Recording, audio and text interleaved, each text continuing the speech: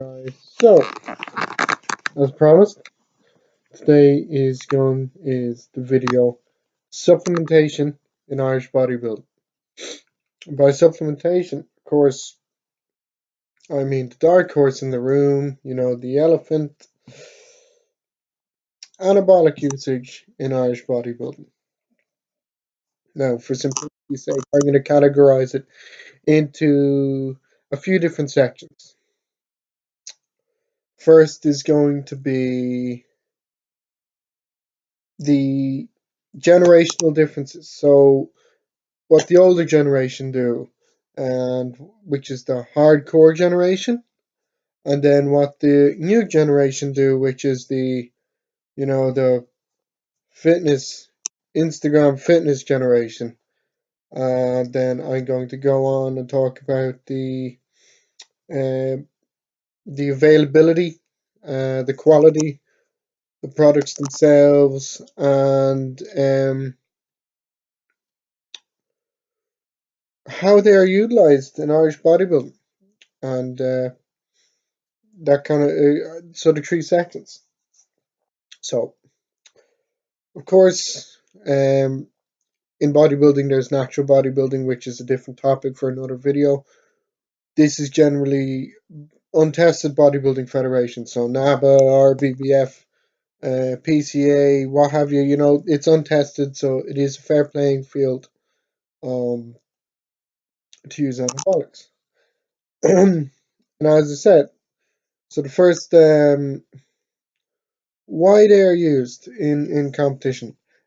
Generally, a competitor is going to use them to reach the next level of what they've achieved naturally. So, when someone's reached their natural limit, or they feel they've reached their natural limit, um, ergo, they're 80 kilos, and they've been 80 kilos for, let's say, a year or two, and they're not making any strength gains or hypertrophy gains, and they want to compete and be competitive. They will most likely use anabolics to get to that next level. However, bodybuilding is founded upon the principles of correct nutrition, of course. So if you want to grow, you have to have a caloric surplus at the end of the week. If you want to lose weight, you have to have a caloric deficit at the end of the week. Good foods, a lot of good foods on both fronts, to be honest with you. I mean, you can still gain tissue when you're dieting if you do it correctly. Um, and then, of course, there's the training. So you have to train to a level where you're going into the gym and you're leaving all you have at the door, and then you come out of the gym and you don't have any more left in the tank. To me, and to a lot of bodybuilders, that is what sets a competitive bodybuilder apart from the regular gym goer. Now, if you have those you know, two of the 3 parts of the pie, in a synergistic effect, the anabolics complement that by allowing you to recover faster. They allow you to train harder. So instead of training stuff, once a week, you can train it twice a week. It allows you to absorb all the nutrition from the food. You know, you get bigger, you get stronger, you get fat. It helps. It does help, but you have to be training and eating at a very dedicated level to even get any results from the anabolics. Then, of course, you have to take into consideration, do your genetics allow you to respond?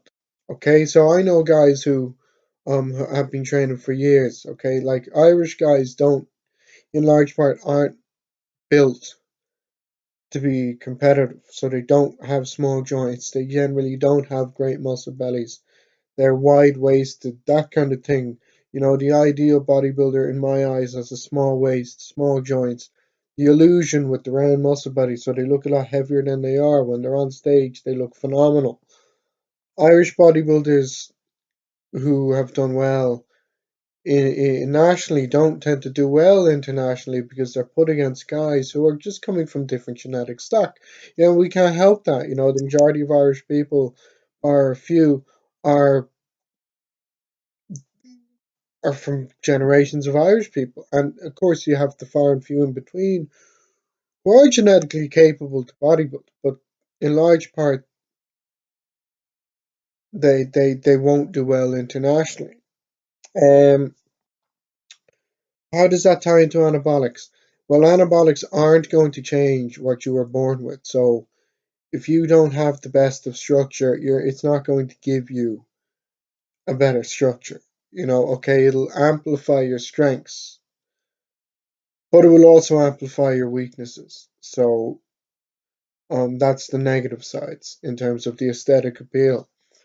However, um, that's just the look. Now, how much should someone take?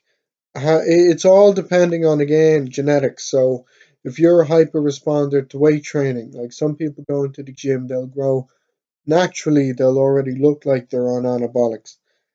If you put someone who looks like that, who is obviously a genetic standout, put them on a low amount of anabolics, they're going to respond very well to the anabolics. Therefore, that's what makes them an elite bodybuilder, because they respond extremely well to the nutrition and the training and the anabolics. So even when they come off, still retain a lot of that size. They still have the building blocks. They have the foundation. They have the building blocks.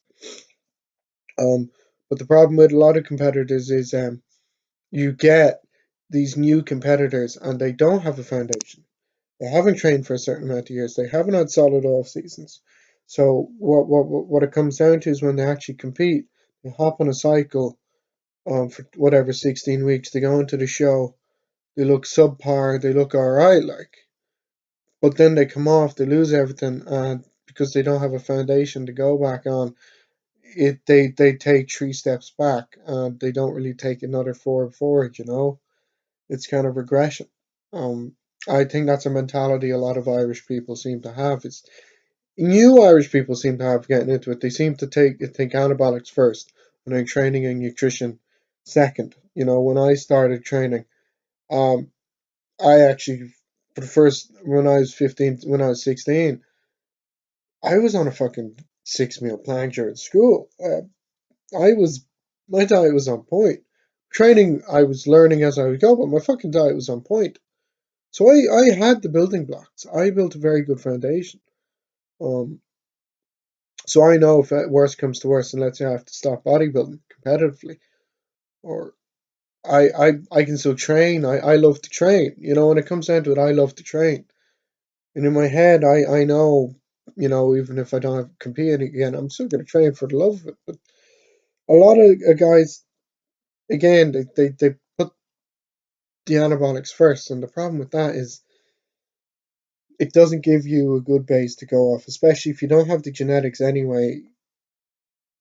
They end up taking a huge amount, and it's their first cycle. And it's like their body's only your body when you take this is the difference with the new guys. When you take your first cycle, you want to keep it low. You want to make it short, long enough, but low amounts, so your body can take it in, so it can respond. It's going to be fresh. It's never going to have responded to anything before. You don't need high amounts to grow on your first cycle, but the problem is if you get two people, same genetic build, clones, and you put one guy on 500 megs a test, and then one guy on a gram a test and a gram a deca, they're most likely going to get the same results because you respond quite well to your first cycle. But that's what I'm saying. Less is more, and then you slowly build it up. You slowly build it up depending on what your goals are.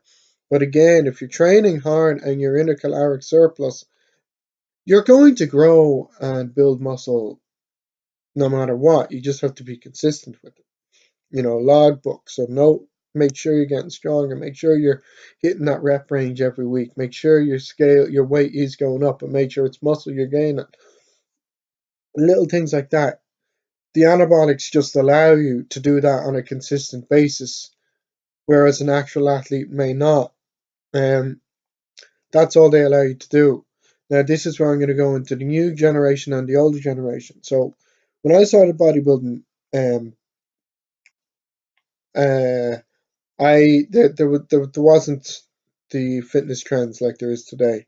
There was competitive bodybuilding, and then there was the regular gym goers. So there was no men's physique back then. There was none like that. You had Ziz, okay, but I thought he was a fucking Egypt anyway, to be honest with you. But that's me. But look, my point is, I looked up to competitive bodybuilders because I saw they had a work ethic. So you had guys like Tommy Staunton, you had guys like Brian Hickey, Lachlan Gannon, and Billy Byrne up in the north. These great Irish bodybuilders who they're still going today in large part. I mean, I know Tommy's still training. May not be competing, but he's still training. He had that base to start off with. So my point is, these guys had a fucking great. They train hard. They train balls to the walls, and they have a really good genetic. They don't have to like.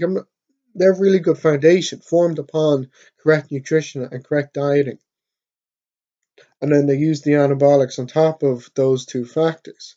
So therefore, they've used their genetic potential in the right way. So if they come off, they're still great bodybuilders. They still have the foundations to go back on, and they can come back. Um, you know, like I mean, Tommy's still walking around looking reasonably large, and I know he comes off, and I know a few guys come off, and you know that's the difference actually. With a lot of the older generation, they blast and they come off. Now, there's benefits and negatives to that. A lot of the Irish older generation of bodybuilders, again, who know that they're never going to be a competitive pro, they're not delusional. So when they do competition, they do well in the competition, they come off because there's no point in putting your body under this pressure, this insane stress and pressure, if you're not going to be competitive on the next international professional level. It's a different story if you're a professional athlete. You have obligations to fulfill. You have to be at that level, be competitive. That's where blasting and cruising comes into play. If you have the genetics to be competitive, you want to stay consistent. So blast, cruise, come off for a couple of months, blast, cruise, that kind of thing. But again, the positives of coming off entirely, which the older generation do, and professionals do, because they have those genetics to be able to come off. Ronnie Coleman would come off for 3 months. The guy had 8 kids. He had 9 kids. Of course, he came off. You can't get someone pregnant when you're on anabolics. In large part, that's a genetic freak. You're black. But that's my point. If you have the genetics and you come off, you're going to be okay. You're going to take 2 steps forward, 4 steps back. And a lot of the older generation realized that, and they allowed their body to recover and to rest up. So when they came back, they would generally keep improving, and they've been competing for 10 years or more, in large part for a lot of these guys. Uh, Try watch Tommy win his class at the Worlds in 2012, and you know competing for years, and then but he's like a prime example of what I'm talking about: consistency, correct application. Various other guys would do the same things. Brian does the same things. Um, Whoever else, Irish bodybuilders do the same, do it correctly. The older generation do anyway. Now the new generation have access to a lot of different things. So the information is now right at your fingertips on Google. The problem with that is there's the wrong information and the right information. And because it's at your fingertips, they expect everything to be at their fingertips in terms of progression. I've had guys come up to me and they're 15 or 16 or, older, but they haven't been training. It's like they've gone, oh, I want to run a cycle. It's like, I always say, have you trained for a couple of years? Have you reached your natural base? are you going to compete? It's like, no, I just want to look good. It's like, oh, okay, what are you taking? Oh, I want to run trend. That's not the fucking mindset you should have when going on to a cycle. It's a big fucking decision to go on anabolics, because when you go on anabolics, your body will most likely not progress naturally after that. Um, Again, you can maintain a good base. That foundation you've built before you went on anabolics, that's where you will revert to when you come off antibiotics. These guys are hopping on huge cycles. So initially they get a huge strength gain, get huge, reasonably decent, whatever responses. But again, it's the same point. They're running these huge amounts and their body's responding to it as if it was just 500 mgs a test, as adverse to 2 grams of gear or whatever they're taking, because it's like your body responds to your first cycle the same way. You're not going to gain 50 pounds of muscle. Um, but the problem with that is they think more is better, and when they come off, they're wondering why their dicks won't get hard, why they feel like a shithole, and why their headspace ain't right, and they don't run PCTs. They don't take care of themselves. So the new generation have this, and they look awful when they're on anyway. I mean, they're like, for what they're running, a lot of them look natural, if I'm honest with you. And I see these guys in Raw in Sandyford, and I know for a fact a good few of them are running shit, and they look pathetic for what they're running. And the fact is, it's like, I don't think there's any point running stuff if you're not going to compete or perform in powerlifting or strongman or bodybuilding at a high competitive level. If you don't have the genetics to do either of those things, and you want to take it to the next level and make a career, you whatever with take your hobby to the next level, um don't hop on. But these young guys don't realize that hopping on's a big it can be a mistake on a large part, because when you're natural and you're training, there's a lot less stress, because again, you're not putting any exogenous hormones into your body. Um, you're not beholden to anyone. Okay, great. You may not progress as fast. You have to be patient, but when you progress, you're not going to lose anything, because it's what your natural body limits are capable of. But these young guys, they're hopping on gear and they're benching 80 kilos and they want to get their bench to like 110. They're hopping on gear to get 110. I could bench. I always tell people, you want to you want to have a good you want to have a fucking good foundation for even deciding to take anabolics. But these young guys, they do this. They reach the pushes they want to do while taking these anabolics, and then they wonder why they're losing all their strength when they're coming off.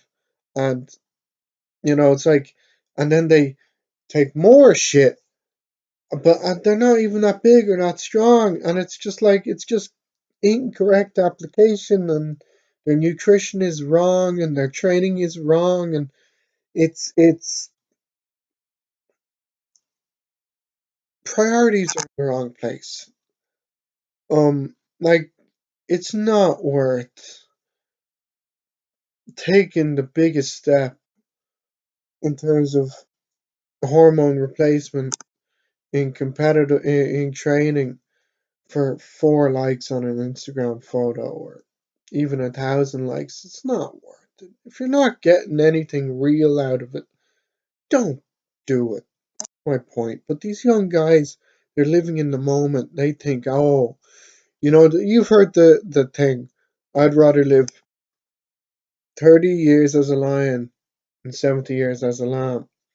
Okay, that's great when you're 18, because you don't realize that when you're 40 and you fucked up your body, and you're not enjoying training anymore. You're having issues with your libido and things like that.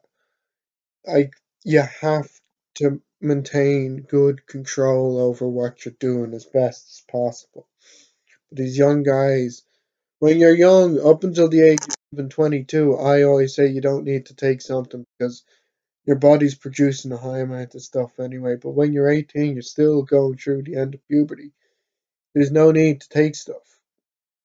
You can reach a high level of development when you're that young. But the problem is these young guys, they don't realize that again because everything's at your fingertips on the internet and everything. With the electronic age and the internet communication age, they expect your body to be the same way. They expect it to be instantaneous. Whereas the older generation respected the fact that your body had to be treated right, and they respected it, and they were patient, and that's why they're the ones who are still training. And I guarantee you, within 20 years, within 5 years, a lot of these younger guys aren't going to be in the gym anymore. These Instagrammers, they're not going to be in the gym anymore. I mean, I've been training for 7 years, 5, 6, 7 years. And been in the gym, maybe taking a month off a year. And even when I'm taking a month off a year, I'm still going in 2 days a week, a couple of months a year, I'm still in there. I love it. Like, I'm not going to stop training because I love training. If I have to stop bodybuilding, of course. If life throws a curveball, yes, but that's the mindset these young guys don't have. They're training for the wrong reasons. You have to train because you love to train. And if you love to train, you're gonna be fucking good at the training. Don't do it for likes on Instagram. Don't take anabolic for a like on Instagram. Now to finish up, I'm just gonna do a little short section on why I don't think, again, like as I said, the older generation respect the fact that they know a lot of them have stated that they don't push the gear usage because they know their body isn't going to respond. They like in America the gear usage is higher. Obviously in like Kuwait the steroid use anabolics are higher, but they have the genetic responsiveness. They have a wider gene pool, so they know that they'll generally respond better than a lot of these Irish guys. And these Irish guys know they don't, so they've said there's no point putting in the all that money and effort into doing it if your body's not going to respond the way, let's say, Phil Heath responds. And that's respectable. But a lot of these younger guys don't understand that, and they're putting their body under so much strain. Also, a lot of the reason why they're taking more is because they're afraid that their shit is underdosed. Generally, it's quite easy to find testosterone. The anabolics are quite easy to find. Um, Again, it's not illegal here to have it on possession. It's legal to sell and buy. For personal use, it's legal. So it's easy to have anabolics. Growth hormone is hard to find. Real growth hormone. That's another reason why the Irish level of bodybuilding. I don't think growth hormone is essential for bodybuilding. I honestly think it's a bit overrated. Peptides are overrated. I think you can achieve a professional level physique on anabolics if you have the genetics and if you really wanted to, short periods of insulin usage because that's an extremely anabolic substance when used in the correct application. If you have the genetics to do so. But again, I don't think it's worth the as on a lot of these older guys. No, it's not worth the um strain on their bodies. Not to say they haven't tried, like of course they've tried, but they realize that they're not going to respond, so they back off. A lot of these younger guys don't realize that. I've had training partners on insulin for fuck's sake, and they look walking around, they look natural. It's like that's not how it fucking should be. Okay, look, it's your own body. I respect the fact that you want to push it, but Jesus Christ, it's like you're not doing it right. It's like you're doing it for the wrong reasons. there's been young bodybuilders out there who fuck themselves over with these young with not I wouldn't call them bodybuilders. A bodybuilder is someone who uses these things, correct application with nutrition and diet and training. These idiots are using these things in the wrong application. They're fucking themselves over. I mean, well, it's like when you look natural and you're taking twice the amount as a competitive bodybuilder, a decent competitive bodybuilder, something's not right. Now, of course, subscribe to the channel. I will keep posting updates as best as I can. Um, of course, this is just a generalized supplementation and Irish bodybuilding video. I will talk in the future, of course, about application of certain things, certain anabolics, training styles, little more, specific topics, of course, but this is just breaching the topic. Hopefully you like it, share it, and hopefully you take something from it and just, there's the right way and there's the wrong way. Get your bloods done. Make sure, like, don't do certain things if you aren't willing to accept the consequences, and especially if you don't have genetic responsiveness, don't be a delusion bastard and thinking pushing it's going to get you past that, because it's not. You're not going to respond if you're not going to respond. So, going out.